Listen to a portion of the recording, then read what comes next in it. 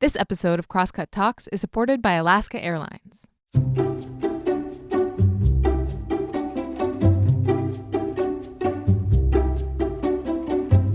Hey, welcome to Crosscut Talks. I'm Mark Baumgarten, the managing editor at Crosscut, and today we're talking about the return of travel.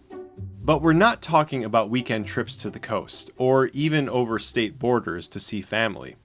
Sure, those trips were unthinkable for many Americans who were holed up at home as the pandemic raged, but with vaccination rates climbing, those journeys have returned with some normalcy for many of us. What hasn't returned yet, at least not with any sense of normalcy, is travel abroad. Many countries have been reopening their borders to Americans, though there are restrictions in many places requiring proof of vaccination or even a negative COVID-19 test. And in some parts of the world, the pandemic is still raging, and you probably don't want to go, even if you can. Then there's this. The world has changed. As this week's guest, Rick Steves, points out, many of the small businesses that are built on tourism and that help provide world travelers with the kind of immersive cultural experience that make a 14-hour plane ride worth it, those businesses might just be out of business. And you might not know until you show up at their door, dated guidebook in hand. So what's a world traveler to do now? Steves is the right person to ask. He's the longtime host of Rick Steves Europe on public television and Travel with Rick Steves on public radio. And he's published a number of those guidebooks. Steves has spent much of his adult life in foreign countries, but for the last year and a half, he's spent his entire life at home, like the rest of us. And he sounds like he's having a pretty good time. And that was the surprising thing for me in this conversation with Enrique Serna, which was recorded in early May as part of the Crosscut Festival. Steves has a lot to talk about what kind of world we might be arriving in post-pandemic, but he also has insights into the lockdown world we're leaving behind, and some lessons that he's taking with him into the future.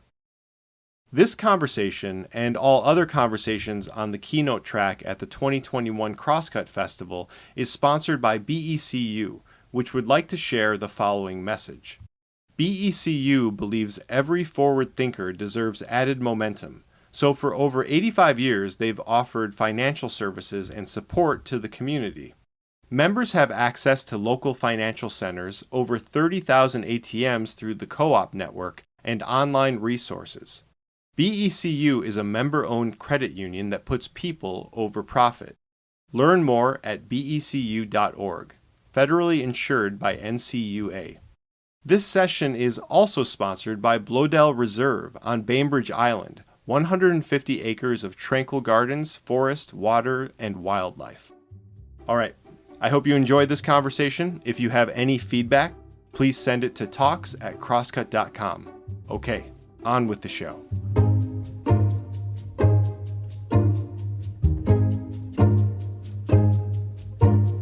Rick, welcome. Good to have you with us, and welcome to the Crosscut Festival. Enrique, it's always good to be with you. Thanks for having me. Yeah. Well, so tell me what life has been like as you have been sheltering in place there in Edmonds in your beautiful home, and just trying to, I would imagine, trying to keep busy during this time, which you probably have no trouble doing. I don't know what's going on, but I'm busier than ever. I spend a lot of time talking in virtual get-togethers like this, which I really love.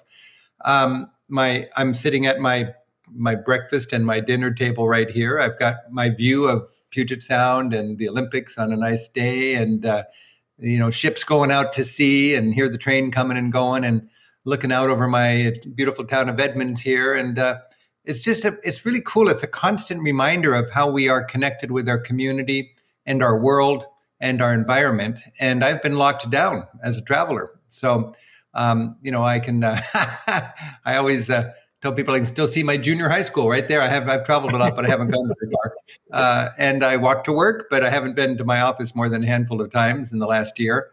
I've got 100 people on my payroll. I'm a privileged person who has a quiet, well-lit, comfortable space, and I've got work that I love. And I'm totally able to do my work at home.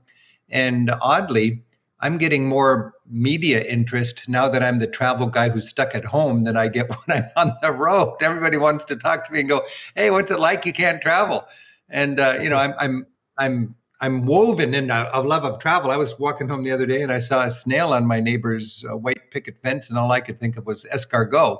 I mean, I'd love to go. I've got, we had to give back. We had 24,000 people signed up on our tours last year when this pandemic hit. And, we gave back 24,000 deposits. And I've got 100 people on my payroll.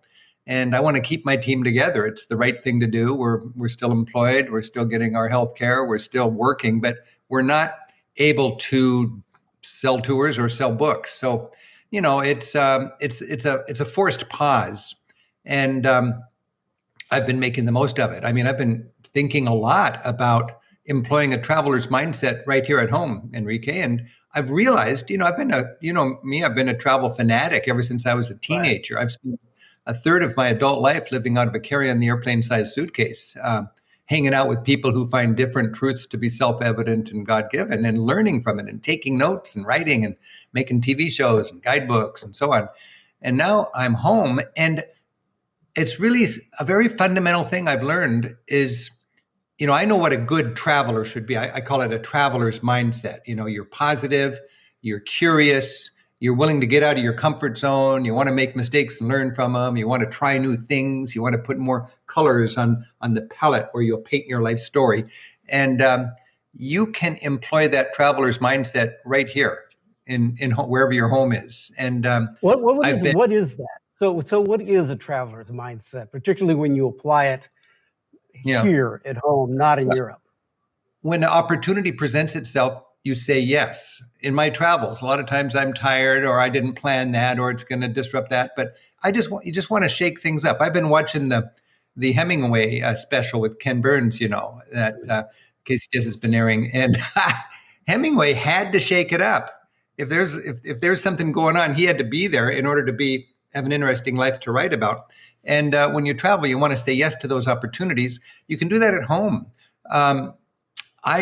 Examples I always like to talk about. I never knew how to cook. It was kind of embarrassing how I had almost never worn an apron. I didn't know how to turn on my stove very well. I mean, I wasn't comfortable with it. I distinctly remember the first time I cut through a nice crispy onion, and I was 65 years old. And it's a whole new world. My girlfriend loves to cook, and we've spent a lot of time together. And I always think, I've got no regrets. I love the way I've led my life, but I have missed out on the joy of cooking and shopping and helping out in the kitchen. And now I do that. I look forward to shopping for groceries. Managing the inventory, what's coming on the farmer's box this week. Talking about what you cooked as you eat it. I just spent a lot of money on a nice set of knives. My kids are saying, "Who is this man?" And that, to me, a reminder, not that cooking in itself is important, but you can think you know what your priorities are. And that's because of a lot of odd little circumstances. And my priorities have been travel, and I love teaching, and that's my niche in life, and that's where I'm supposed to be. But if I can't travel, I can still shake things up. I can carbonate my life, even if I don't get on an airplane. Another thing, Shelley, my girlfriend, has 2 beautiful dogs. And when I met her, I thought, oh no, this is such a beautiful person, but dogs, I just didn't get dogs. I never had time for dogs. And I thought, well, I'll give it a whirl. And I love dogs. And now I understand why people walk dogs. I don't even want to say what I thought about people who walk dogs until now. I just didn't get it. But it's a beautiful dimension. Rick Steve has been rediscovering himself. All right. During all this time. Yeah. What I discovered was the joys of an Instant Pot, because I've learned to do a lot of cooking with an Instant Pot.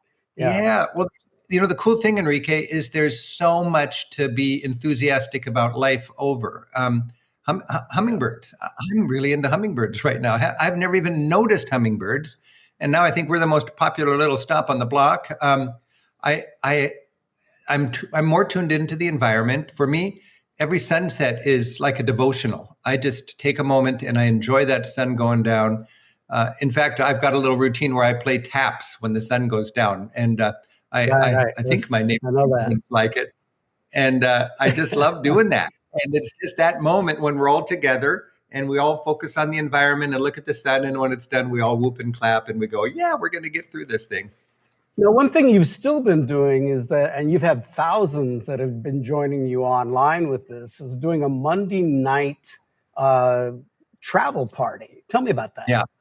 Yeah, I was just, every Monday I got about 5 or 6,000 people that come into my home, and it's fun. I scurry around and I get set up and I'm cooking and I'm sharing food and drink from the place we're going to be traveling. I'm using a wonderful, Zoom webinar technology. It's just a free, fun party for travelers. And I thought normally I'm in Europe, Enrique, for 100 days out of the year doing my work. And then I come home and I'm gone a lot when I'm home because I'm traveling around the country giving talks. Of course, I haven't been traveling around the country. So I've got that bandwidth to do something in a time consuming regular way. So I committed myself to hosting this Monday night travel party. And it's just taken off. And we probably have about 8,000 or 9,000 people that sign up each week. I do 2 shows. And every week I go somewhere new. And I show, I broke apart our TV shows for a program I made for teachers called Classroom Europe, where we have 150 TV shows that we've aired here in public on KCTS for 30 years now. And we broke it into 500 teachable clips. So teachers can scramble and put together playlists and homeschooling parents and so on. And that's a program I'm really excited about and proud of and happy to give to teachers. It's my gift to teachers who I have so much respect for. And I've realized I can cobble together fun little versions of a TV show with a particular playlist. And then I've got my finger on the pause button and I pause and I explain to people what we were doing when we filmed it and what was happening and a few little updates.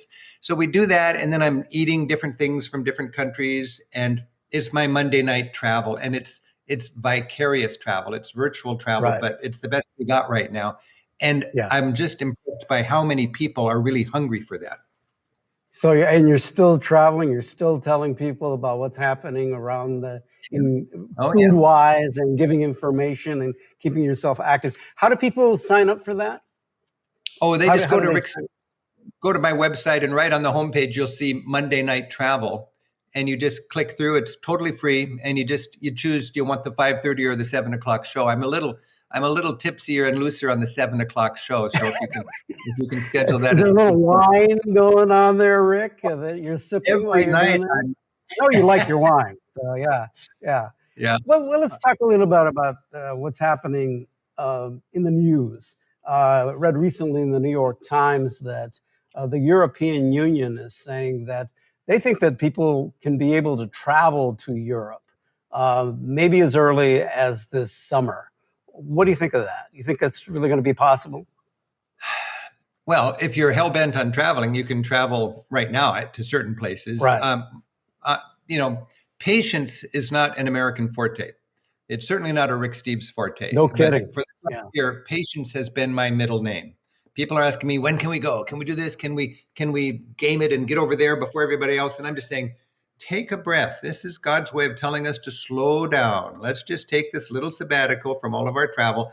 We will be able to travel soon enough. And if it's just, if you want to get for first out of the gate, you can do it. But I don't want to fly all the way to Amsterdam to eat in a bubble so I don't get somebody else's germs.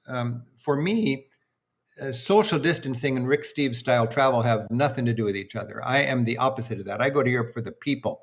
Wherever you're traveling, but my beat, of course, is Europe. But if I'm making a guidebook or making a TV show or leading a tour, the measure of how good the work I'm doing is how do I connect my people with people in the land we're traveling to? And, there'll be certain safeguards and changes we'll make going forward post-COVID, and we can talk about that. But right now, I would just say we're on a trajectory towards normalcy. Without the vaccine, it was testing and it was whack-a-mole. But now, once we get to herd immunity, we're going to be where we want to be, but we just got to get to herd immunity. Now, I'm very thankful that, well, first of all, I was disappointed in how Europe was doing in the last 3 or 4 months. And I was disappointed on how Americans are reluctant, a lot of them, to take their vaccine. So that's bad news. But thank goodness we've got capable government, good governance. We've got a government that believes in science. We've got these vaccines, and we've got a push now to get people out to get that. We're talking rich country to rich country travel, EU, United States. When they're safe and when we're safe, assuming we've got, the transportation conditions, there'll be travel. We won't be traveling to the poor parts of the world because by the nature of our big gap between rich and poor in our world, it's the rich countries that will have their bubbles where they can travel. I believe New Zealand and Australia already have that. And the United States and Europe will have that, I think, a couple of years before, sub-Saharan Africa or Latin America and the United States will be traveling that smoothly. Europe is, it's the biggest employer in Europe is tourism. We're vital for their economy. And of course, it's a big part of our economy. I've got 100 people on my payroll with no way to make any money right now as we're in this pandemic. I think we're hoping we can travel in the fall of 2021. We've got tours booked. We're taking people's names. We've got our bus drivers and our hotels standing by. I think it's a little, everything will have to go right for us to be able to travel with organized tours, like people on a bus. Individuals will travel before bus companies will travel, I think. But I would bet on us being able to do our bus tours in early 2022. That would be a real shock to me if we're not able to travel by early 2022. But I don't want to jump the gun.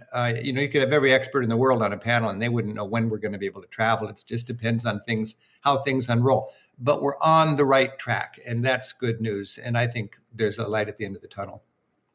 Well, you're basically saying be patient. I'm saying and do be what patient. we need to do so that we can get to the opportunity to be able to travel. Everybody's aching to travel. Everybody's aching to fill up their restaurants and their concert halls and their airplanes and their tour buses and their cruise ships. And I'm aching to fill up my tour buses. I've got 100 good friends who are my guides in Europe that have no work. It's heartbreaking. I got 24,000 people that gave me deposits last year. They want to go to Europe. I mean, I'm over worrying about my my lost revenue. I've had 30 good years. I'm having a couple of bad years. That's just fine. I'm really, what breaks my heart is all these people who are in the prime of their careers and they can't do what they are so good at doing. And all these people who have saved and dreamed and planned, and they have to derail their travel plans. Our mantra is this COVID can derail our travel plans, but it can't stop our travel dreams. And I know from 40 years of leading tours around Europe and so on that the demand does not dissipate when you have a hurdle like this. This is by far the biggest hurdle in my career. But I know that the demand, it just gets backed up. And when you're free to travel again safely and reliably, the demand will spring back and there'll be a huge resurgence in travel. But right now, I really think you need to be patient. I don't want, again, you could go over there early and, if you want to, that's fine. There'll be individuals, highly motivated individuals that will find a way to travel. I've had people on my staff who have gone to many places in Europe and Turkey and in the last couple of months, and they're highly motivated, and they go over there and they have to go through quarantines and prove they've got a reason to go and all this kind of stuff. I don't want to mess with that. I really want to be on vacation when I go to Europe. It's kind of like when I go to a restaurant, I want to relax and not be nervous about, is it safe? I don't go to a restaurant to be uptight and wondering, is this ventilated correctly? I go to a restaurant to relax. Otherwise, I'm not going to bother. And, I'd much rather be cold and sit outside and be relaxed than to be sitting inside and be nervous about my health. So in time, it'll probably take 3 or 4 more months than people want. But assuming people can just take their vaccinations. I just did a kind of a public service vaccination video on my Facebook page, and we have 30 needles going into 30 shoulders in 90 seconds, and they're all wearing Keep on Traveling t-shirts. And I've got my first vaccination and my second vaccination bookending it. And it's just saying, you can have your quirky hangups. I've got my quirky hangups, but if your quirky hangups are going to keep us all down, you cannot do that. We're all in this together. This ship is going to sail, but not until we're all on board. So we've got to get to herd immunity. And there's some concern among experts right now that of us being able to get to herd immunity because of the fact that we have a large portion of the country that still doesn't want to get vaccinated, which I can't understand, by the way. Well, I think the irony is the people who are not wearing, the people who they insist on having their parties and going to their pubs and all this kind of thing. They're the ones that are angry that we're not able to get back to normal. Well, they're the ones that are slowing us down from getting back to normal. If everybody would be, I just think it's considerate, it's diligent, it's disciplined, we are a society. Enrique, when I got my shot, I remember I was filled with joy. All my endorphins were doing these little flip-flops, but it wasn't a selfish joy. It was very, very definitively not a selfish joy. I was part of a community. I was part of a herd, I guess, when you think about it in biological terms. Right. And I was doing my part to get us all to that herd immunity point. And it was a deep-seated feeling. It was a deep-seated feeling that together we're going to get vaccinated so our lives can go on like normal. We got to get ourselves vaccinated so we can help the rest of the world get vaccinated. I mean, this is really interesting for me because in my lifetime, I just don't know if we've ever had this where all of humankind is confronted by the same crisis. You could have the best military in the world. It's not going to help you from this threat. You could have the highest walls in the world. It's not going to help you from this threat. We could get all vaccinated and cool, but if the virus is still raging south of the border, we're not safe. And if you think we are safe, you're absorbing the wrong kind of news. I think we are all in this together, and we can get through it together. But it's going to take some high-minded thinking and some real leadership, and it's going to take a society that has the discipline and the spirit to work together and do this, and not in a win-lose kind of way. It's got to be win-win for the whole planet, and it's totally within our reach. We're our own worst enemies when it comes to this challenge right now. So we've got science on our side. We got plenty of money to get everybody vaccinated. It's just a matter of why are you politicizing a vaccine? That's just the question to me. Yeah. Well, I mean, you've talked in written books about, travel as a kind of a political action, or just being able to go and travel and to educate yourself. For us, and to be able to travel again and to be on a Rick Steves tour or go to Europe on your own or whatever, it's going to take that action for all of us to get together to get a shot. And the shots, Enrique, you hear a lot of people talking about a vaccine passport as if that's some big threat. Right. When I was a kid, I never traveled without this was my passport, and this was my yellow international certificate of vaccination. You didn't travel in the 70s without this. I don't think I could go to Germany without this because they wanted to be sure I had my shot. If a country has certain vaccine standards, it's not to protect us, it's to protect their people from us. They want to make sure we're safe if we come in, and they want some proof of that. I think it's very reasonable for a country to want some kind of proof that people have been vaccinated. Now, whether it's going to be a chip in your passport or something more high tech, or just a simple formal document that proves you've had your shots. I had this one back when I was a kid. I got this one 2 years ago to go to Ethiopia. It's a vaccine passport. And I had it before COVID because Ethiopia wanted to make sure I had my some kind of shot. I forget even what it was, but they had a lot of people get shots before they travel to some places, particularly third world countries these days. So it's not unusual. It's just to me, it's common sense more than anything else. It just occurred to me, it's unusual to somebody who's never had a passport. If you've had a passport, you go, well, obviously, but there's a lot of people who are up in arms about vaccines and a vaccine passport who've probably never bothered to get a passport in their lives. But I want to ask you, in this time, how should we be preparing for the time to be able to travel again? What should we be thinking about? Seems like we could be using our time to think about that. Yeah. Well, for me, again, this is just, I always find myself play the cards you're dealt, and take this as, for me, this is sort of therapy for a workaholic. I'm enjoying this break, this pause, and I don't want to rush it because that's going to accomplish nothing. So be patient. When we do travel again, there will be certain safeguards that help us stay healthier, whether it's COVID or just hygiene in general. I mean, I think we'll have no-touch menus. I like it when you go to a restaurant, you shine your phone on the QR code and you got the menu right there. There'll be those kind of innovations. Our tours will have less people on the bus in the future. There's going to be 24 people instead of 28 people on a 50-seat bus. So everybody has a couple of seats.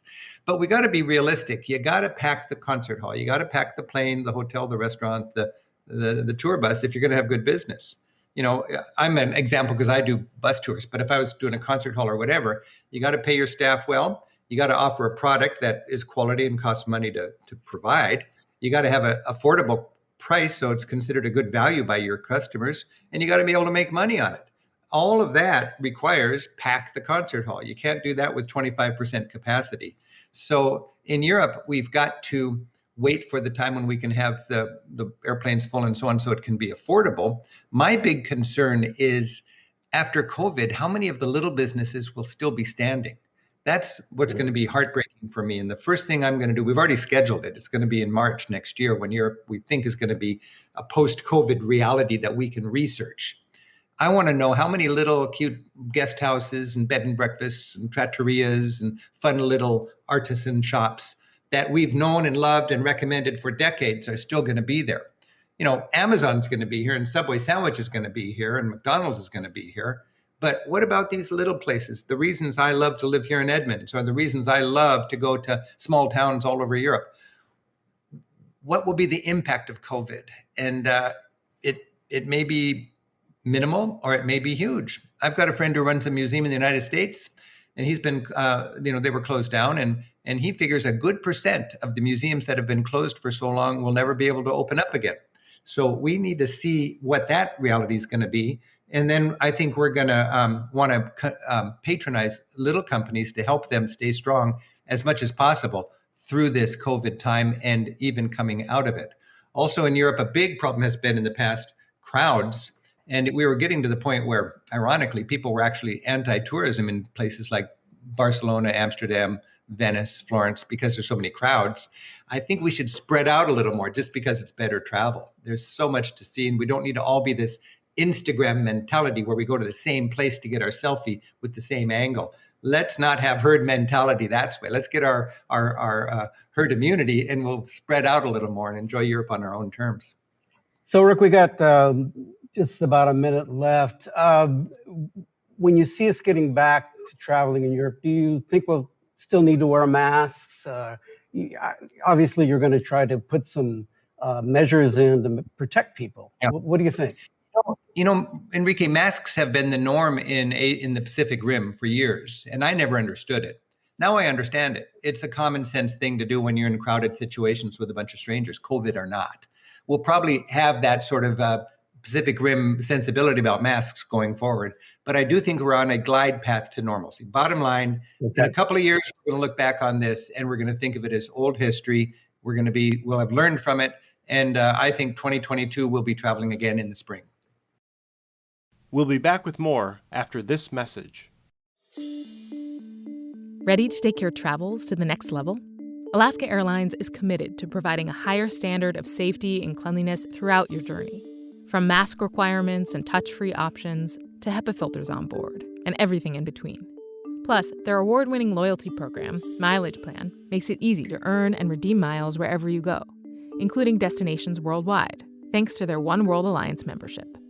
If you're ready to land a low fare, next-level care, and the best experience in the air, book now at alaskaair.com.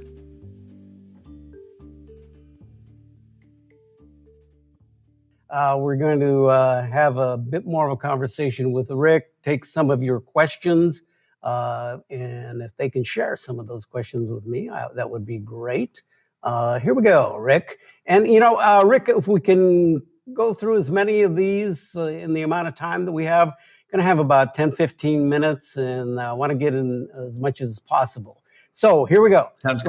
When do you foresee new editions of travel books being available once businesses overseas are able to open again?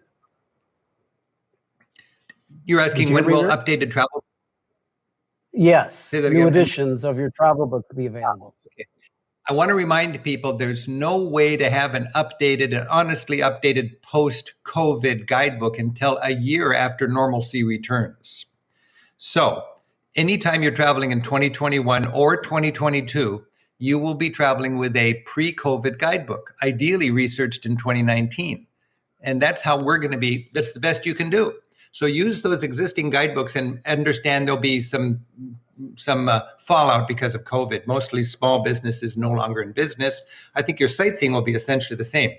We're going to be as aggressive as any travel publisher in the game. It's going to be all hands on deck, spring of 2022. We're going to work in a fury just to comb out all the broken stuff and get our books distilled down to what is accurate, what's still standing post-COVID.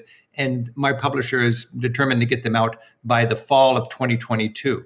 Bottom line, 2023, good guidebooks researched after COVID was over in 2022 will be available. You'll have good guidebooks in 2023. In 2021 and 22, use the existing ones and be flexible. All right. How long, next question here, Rick, how long do you think it will be before it's known what's still standing at the end of this? I take this, what's still standing maybe over in Europe, but what new opportunities may have opened to would-be business owners? Yeah, I think it's the big mystery, what's still standing. I've got friends that run little museums and they're in crisis right now. They have to pay their rent and they've got no revenue. And it's, one winter is a lot, 2 winters. If there's no travel this coming winter, that'll be really tough. I think there'll be a lot of small businesses, both here in our communities. Think about what's going on in our communities and where we like to travel. We won't know. But on the other hand, people are resilient and a lot of governments do a little more to help their our government's doing a pretty good job of helping out too. So governments are getting on there. I think it's going to be all right, but we got to remember that there's going to be a lot of people's entrepreneurial dreams that just get dashed by this. All right. With many Americans working remotely as an effect of COVID, do you think longer holiday stays and extended vacations will become a more popular trend in travel? I've just interviewed somebody for my radio show. It's called The Digital Nomad. And he's living in Kazakhstan just because he likes to live there for a while and then he'll live somewhere else. He's lived in dozens of places and does his work remotely. My son lives in Medellin, Colombia, and he does his work remotely. There's all sorts of opportunities now where people are going to do that. And I don't have the psyche to work. I guess I do because I work all the time, but when I'm on vacation, I wouldn't want to be going to the office. I love my work. So that's a different thing. But people have the option now to go to Hawaii with their family and do their work. My daughter's a school teacher, and as long as they were going to school virtually, she could be up here instead of in LA where she lives. She could be visiting her mom and dad and she could still be going to work. So that's a new opportunity. That's what I call a Corona bonus, I know churches, churches have made and places of worship have become expert now at virtual services. And it's amazing how good they are. That got off to a rocky start. And now, attendance is holding and offerings are holding. And I think that when coming out of COVID, now it's going to be a hybrid. Instead of having small jobs for the assistant pastor to go to some, retirement home and meet with people there, everybody can either go to church physically or tune in virtually, something they didn't have an option to before COVID. I think we're talking like we're talking right now is going to be much more routine. So it's kind of one of those COVID Corona bonuses. Right. I think we had to adapt, and there's some things that actually are going to benefit us down the line here. Yeah. All right, moving on. When do you think Canadians will be able to visit the U.S.? When do you think the U.S. people will be able to go to Canada? Well, nobody's got a crystal ball, but I don't blame any country for not wanting their people to go here until we get real about vaccination. Countries work really hard to get their citizenry vaccinated. And you don't want to, everybody's got, travel's a two-way thing. I'm always thinking in terms of Europe, but it could be Canada. I know Australia and New Zealand are a good example. They're both doing great on this, and they've opened up, and now they can travel back and forth like Canada and America would like to travel forth. So I don't know the answer to that question. I just know it hinges on when are we all going to get our vaccine? When are we going to get vaccinated enough to have herd immunity? Until then, Right. I don't expect us to be able to travel. That's a big question. I hope people kind of get it together here to say, hey, get your vaccine. Okay, go ahead. I'm sorry. Sorry, Enrique, but I'd like to say on my tours, I'd like to say it's only people who are vaccinated. You know, our bus drivers, our guides, and our tour members are all vaccinated. I don't know what the legalities are of that. My hunch is it's not going to be an issue. My staff and I think it won't be an issue because I think Europe's going to require that for us to be able to travel there. But you're just putting yourself at a huge disadvantage going forward if you don't get your shot, and you can't complain about it. I mean, you'll have the option to not have a vaccination because you think there's something spooky about it, but you cannot complain if people don't let you into the party. That's just the downside of deciding not to get a vaccination. And ethically, and from a community point of view, you're holding us all back when you don't get a vaccination. So this is something that we need to thoughtfully promote a little more cleverly. Right. When safe travel does return, will you be adding any countries to your menu? It seems that Iceland was in the works, then COVID hit. Yeah. What's the status for your tours to that country? You know, with my program, I need to do guidebooks, tours, and TV shows for everything to work well, because they all kind of help the whole program be vital. And when we canceled out of our travels in 2020, I had the crew ready to go. We had our permissions, we had our scripts. We were going to make new shows in Poland and in Iceland. 2 shows in Poland, 2 shows in Iceland. I was so excited about it.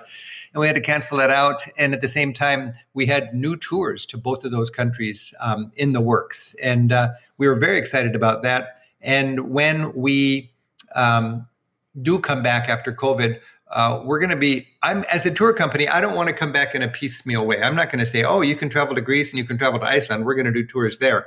That's too impatient. I'm going to wait until you can travel everywhere in Europe before I open the floodgates. And then we will just continue our program as we were before COVID hit. All right. How can we foster a sense of joy as we found in the past travel, as we again visit foreign lands and people? It seems as if this sense of fear and illness will affect the interpersonal interactions which make travel so wonderful, this is a good question. That's a good question. And for me, I don't travel to sit in a bubble and not get a germ. I travel to meet people, to connect with people. It's all about connecting. Social distancing in my style of travel are the opposite. I go to Paris to have my cheeks kissed. And I go to Rome to pack into that piazza, get a gelato and lick my gelato. Do you and need walk a hug, up Rick? Yeah. What's that? I said, do you need a hug right now? I need a hug. I need a hug whether there's COVID or not. I go to the pub to clink glasses with people who really believe strangers are just friends who've yet to meet. That's why I travel. And I think that's going to be back. That question is a good question, but I think we're going to receive a very warm welcome. And people are hungry for social connection. And you don't need to physically touch to be connecting, but we're going to be hungry for that connection. We're going to have a very warm welcome when we get out there and travel again. And it's just, we're confronted, not just one country confronted, but all of humanity is confronted by this unprecedented challenge. We're going to get over it, and we'll be traveling again. And when we do get over it, it's going to be like other terrible diseases that have just been crunched into our way of living, and we have our annual booster vaccines or whatever it takes. But, we're not all stressed out about a lot of diseases that used to be a very big deal. And my hunch is, if the past is any indication of the future, COVID will be there in due time. But we're in the middle of it now, and it's hard to have a good perspective on it when you're right in the middle of it. You got to get the perspective of time to look back on it. It's just like I always think that when you travel, you learn more about yourself and you learn more about your home when you travel a long way away and you look at it from a distance. That's a beautiful thing about travel. And we're going to have a better perspective on this COVID after it's over too. Right. Is there one particular place that you are most excited about visiting once again, when things normalize? The first thing, I want to do 3 things when it's okay to travel again. One thing I want to do is I want to do a road trip in the United States, giving lectures about the joy of travel and the joy of getting out and packing the theaters and so on. I want to go to the small towns from here to Tallahassee, 20 cities in 20 days on a road trip. I did that a few years ago, and it was one of the great experiences of my life. Every night, filling a small, old-fashioned theater in a beautiful little town and bringing this joy of travel to that town, and also pumping up that theater a little bit. So I'll do it as a fundraiser for each of these town's arts communities. That's one thing I want to do that'll take 3 weeks. Another thing I want to do is go to Europe with my guidebook co-authors and researchers and sweep through Europe and comb away all the debris that's destroyed by COVID, and then make the guidebooks up to date just with what's still standing. I don't know how devastating it'll be, but there'll be a lot of small businesses no longer in business, and we have to make the guidebooks that used to be perfectly accurate once again. And then my daughter is getting married to a wonderful guy named Damien, and I had actually booked one of our flagship tour, the Best of Europe in 20 Days tour. My son was going to be the guide. He's one of our ace guides. And I was going to I filled the whole bus with Jackie's in-laws. She's got they've got a big family from all over the Midwest. Most of them have never been to Europe. And I thought, great, we'll get to show them Europe. It'll be a wonderful gift for the whole family. And I'll get to know Jackie's in-laws. And I'll go on a Rick Steves tour and do something I've never done before. Just relax and have a great time.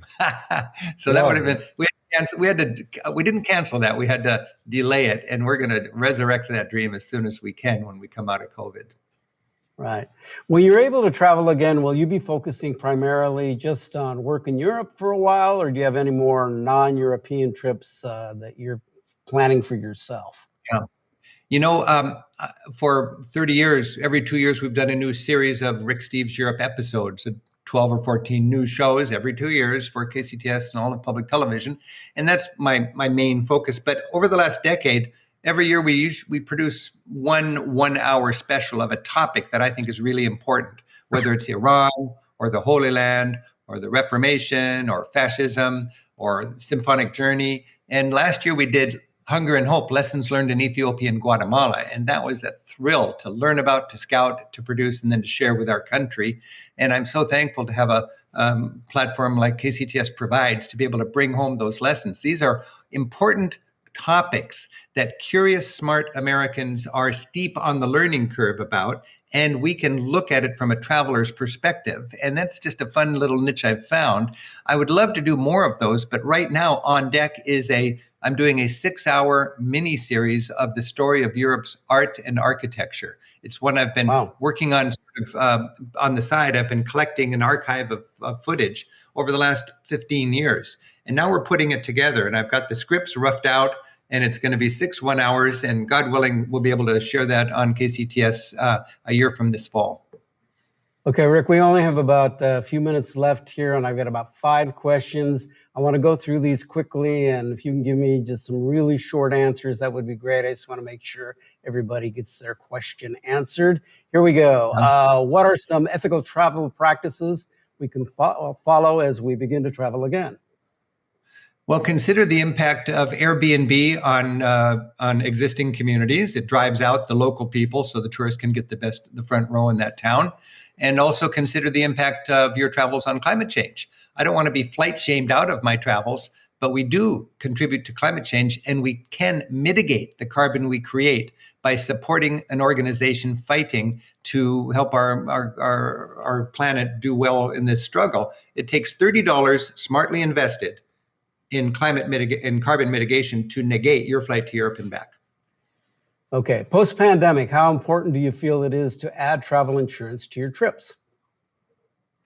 What I think is really important is to know your fine print and to expect flexibility on the money you put in advance. The insurance question is just, do you want to buy the risk away or not? The insurance cost is a function of what is the risk, and it's about 20 to 1, I think, for the risk. So you have to figure that out. But the main thing is know the fine print and understand that if you give money into something, you should be able to get it out.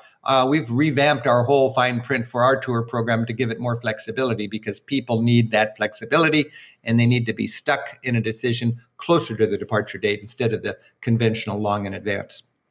All right. How do you think the travel industry will change post-pandemic?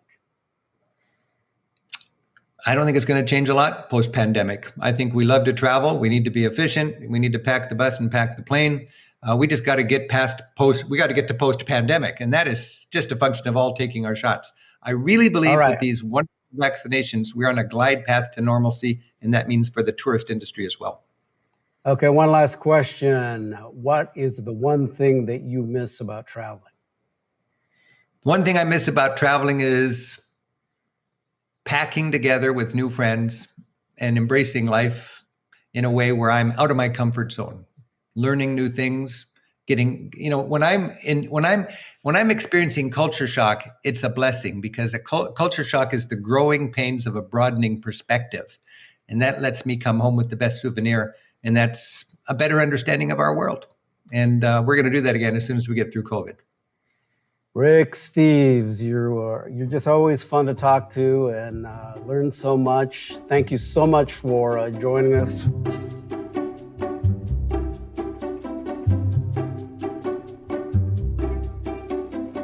And that's it for this week's episode. Thanks to Rick and Enrique for the talk, and thanks also to the folks in the audience who asked questions.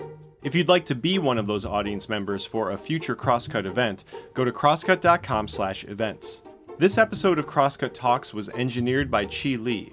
The live recording was engineered by Rusty Bacall and Victoria Ralph, and the event was produced by Jake Newman and Andrea O'Meara. Ann Krisnovich and Mo Klaub managed our audience engagement. If you'd like to subscribe to Crosscut Talks, you can do just that on Apple Podcasts, Spotify, Stitcher, or wherever you listen. For the latest political, environmental, and culture news from the Pacific Northwest, visit crosscut.com. And if you would like to support the work that we do at Crosscut, whether it's the live events we host every month or the in-depth reporting we deliver every day, go to crosscut.com/donate. Crosscut Talks is a product of Cascade Public Media. I'm Mark Baumgarten. We'll be back soon with another conversation.